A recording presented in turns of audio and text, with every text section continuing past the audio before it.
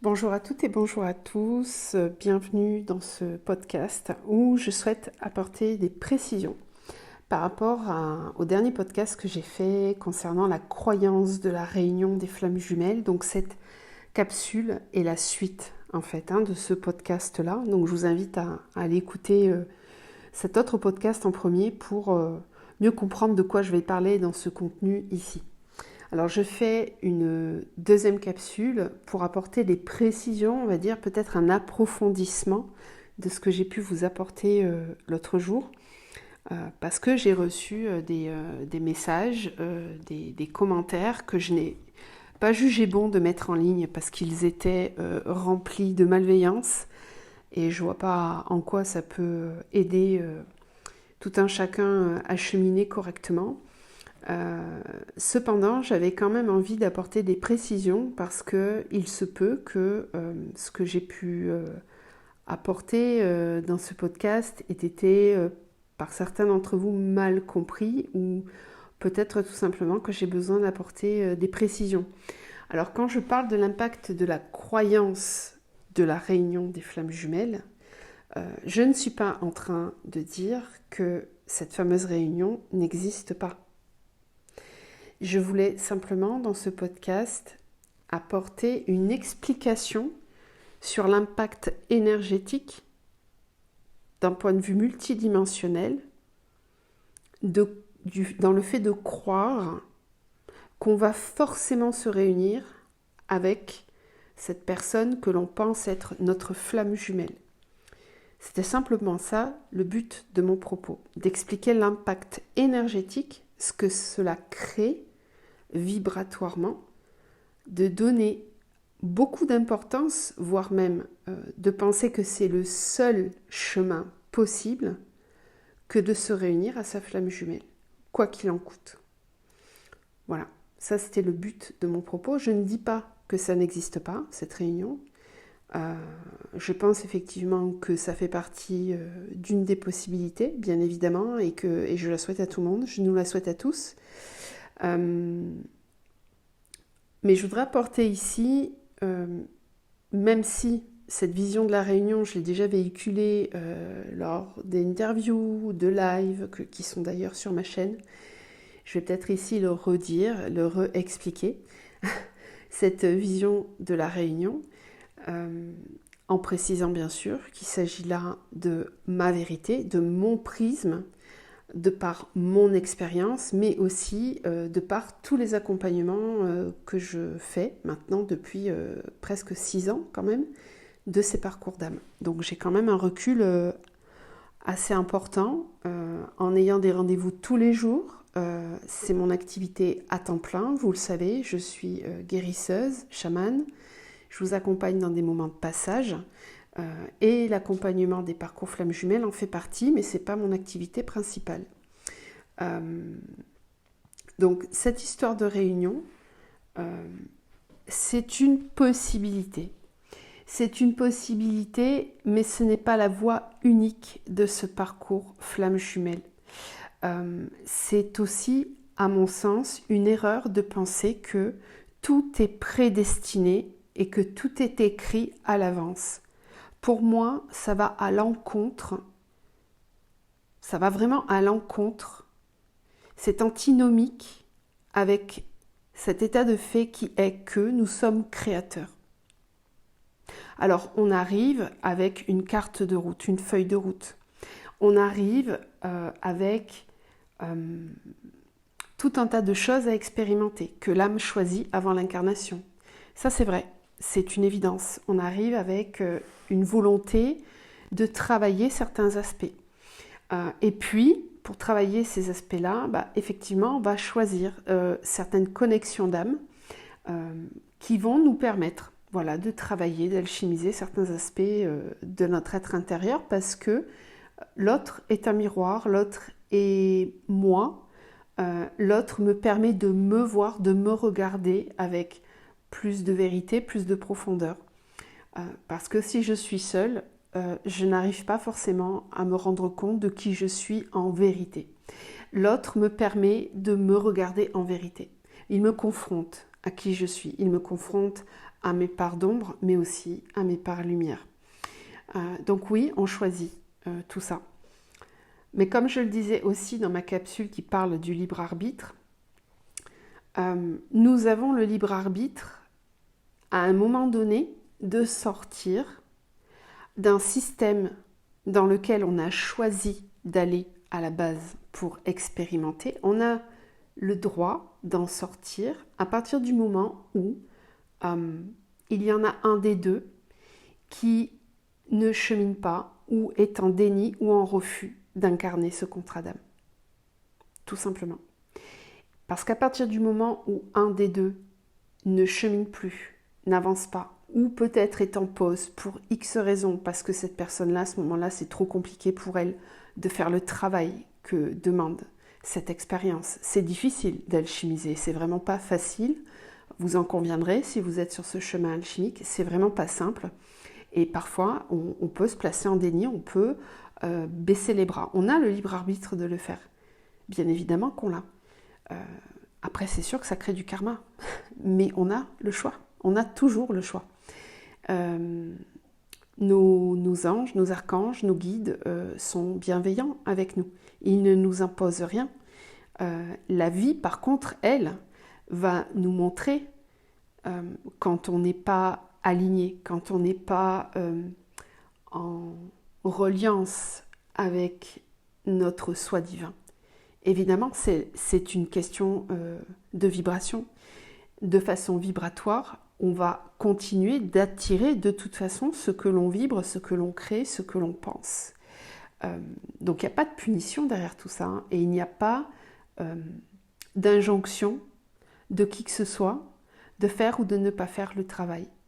On va tout simplement se confronter à nous-mêmes. De toute façon, ça c'est une certitude. Mais cette histoire de réunion, elle n'est véritablement possible qu'à partir du moment où, finalement, les deux cheminent. On n'est pas tout seul dans cette histoire, on est deux, ok ?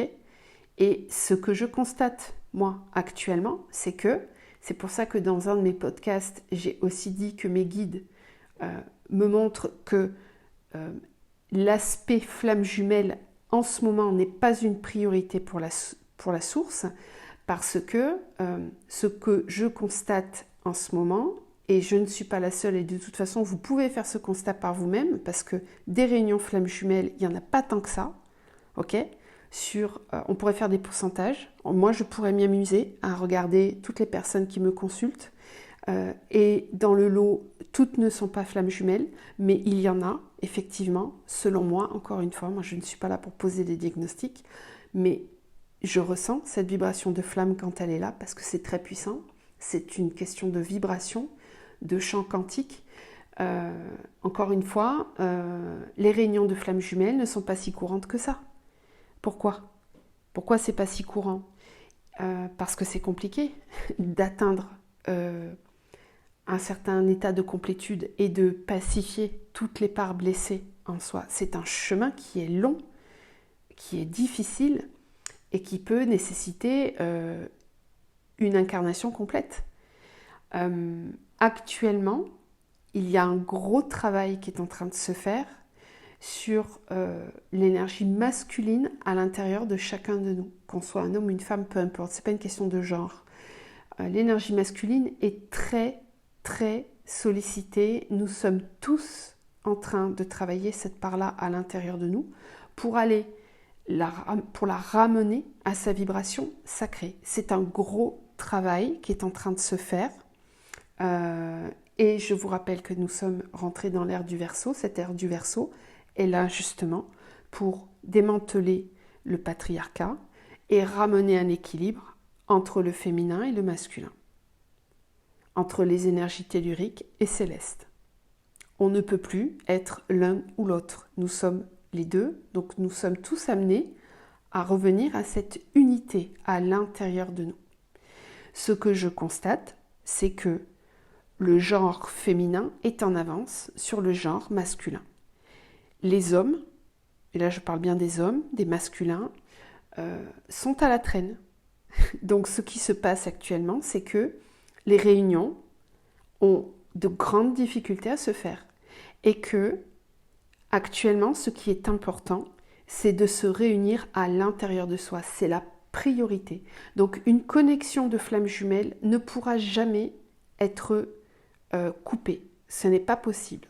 Par contre, ce qui arrive, c'est que la connexion soit baissée à un niveau qui permet de retrouver un libre arbitre beaucoup plus grand des deux côtés. C'est-à-dire que s'il y en a un qui continue de rester dans ses travers, dans son côté dysfonctionnel, et que l'autre, par contre, avance bien, à un moment donné, on baisse le feu, on baisse la flamme qui relie les deux énergies pour que chacun puisse retrouver son libre arbitre. Il est donné la priorité à l'équilibre intérieur et à cette dimension d'unité intérieure. Ce que je constate en ce moment, c'est qu'il y a beaucoup de femmes qui cheminent dans ce sens et qui sont très avancées dans le processus, mais que malheureusement les hommes sont à la traîne. Voilà, c'est un constat, disons les choses de façon pragmatique, c'est vraiment ce qui se passe. Je ne dis pas que les hommes ne cheminent pas, ils sont en chemin, il y en a de plus en plus, et c'est tant mieux, mais ils portent tout le poids karmique de l'énergie masculine qui n'est pas reliée au cœur. Donc ils ont beaucoup de travail. Je ne dirais pas qu'ils en ont plus que les femmes, mais les femmes sont en chemin depuis longtemps finalement. Et elles avancent très bien. Voilà, c'est pour ça qu'on entend parler du féminin sacré depuis très longtemps, c'est pour ça qu'il y a eu des mouvements de féminisme depuis longtemps. Tout ça a déjà commencé à se mettre en mouvement. Maintenant, on est arrivé à un moment de l'humanité où l'énergie masculine doit travailler, doit sortir de ces jeux de pouvoir, doit sortir de ces jeux de possession. C'est indispensable. Et ça, on le retrouve aussi à l'intérieur de nous en tant que femme. Attention, on a aussi ce côté masculin à travailler. Mais le genre masculin, lui, est fortement et de toute façon beaucoup plus influencé par l'énergie masculine puisqu'il est un homme, de toute façon. Donc il va de toute façon être plus à même de travailler cette énergie masculine, de toute façon. Même si nous sommes un tout, même si nous avons cette unité à l'intérieur de nous. C'est pas pour rien qu'on a des corps d'hommes, des corps de femmes.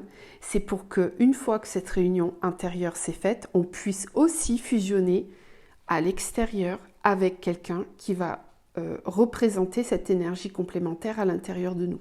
Donc quand je suis une femme, je vais rencontrer à l'extérieur de moi une énergie masculine majoritaire. Que ce soit un homme ou une femme, peu importe.